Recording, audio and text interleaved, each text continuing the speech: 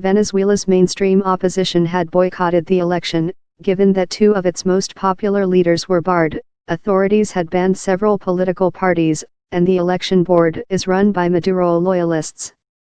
Maduro won 68% of votes, more than 3 times as many as his main rival Henri Falcon. Turnout was a low 46%, significantly down from 80% in 2013's presidential vote. The revolution is here to stay, Maduro told cheering supporters outside the presidential palace in Caracas. He has not outlined firm policies, but has promised to prioritize economic recovery after 5 years of crippling recession that has seen many struggle with chronic shortages of food, medicines, and other basic necessities. Maduro's dwindling but often still fervent supporters, many of whom remember the generous welfare policies of the Chavez years, want to give him another shot.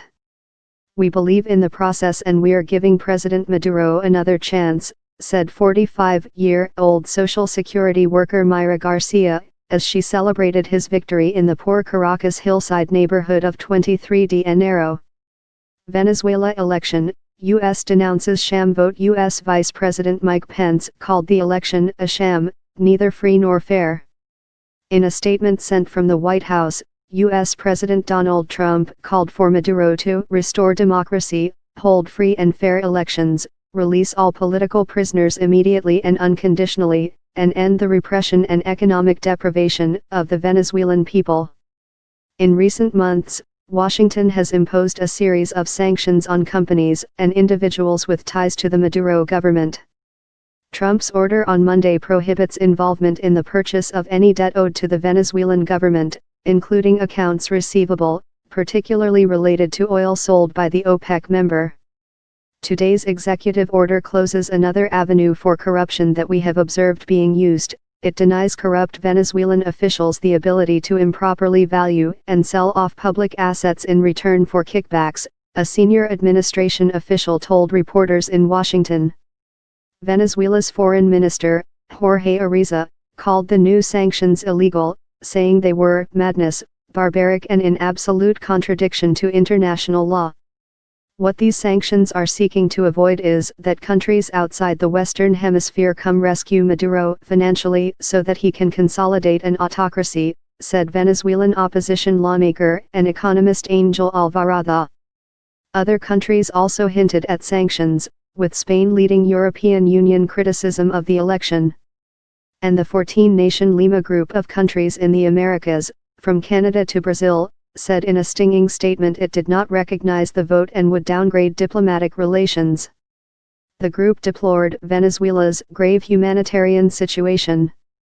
In contrast, Venezuela's regional leftist allies, such as Cuba and Bolivia, sent congratulations.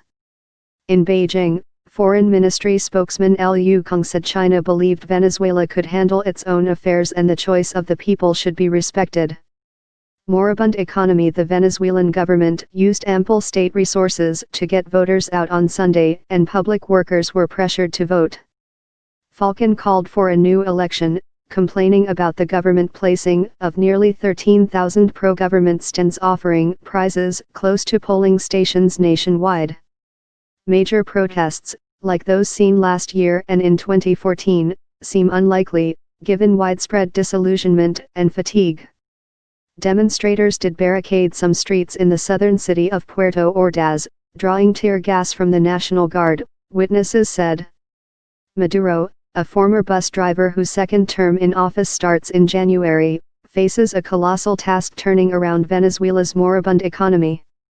The bolivar currency is down well over 99% over the past year and annual inflation is at nearly 14,000%, according to the opposition-led National Assembly. Venezuela's multiple creditors are considering accelerating claims on unpaid foreign debt, while oil major ConocoPhillips has been taking aggressive action in recent weeks against PDVSA, part of a claim for compensation over a 2007 nationalization of its assets in Venezuela. U.S. crude hit its highest level since 2014 on Monday amid rising concerns that Venezuela's oil output could fall further following the election and sanctions. Trading of Venezuelan government and PDVSA debt was mixed but volumes remained thin in New York on Monday afternoon, with election results considered a formality and offering little to change investor viewpoints. Election results.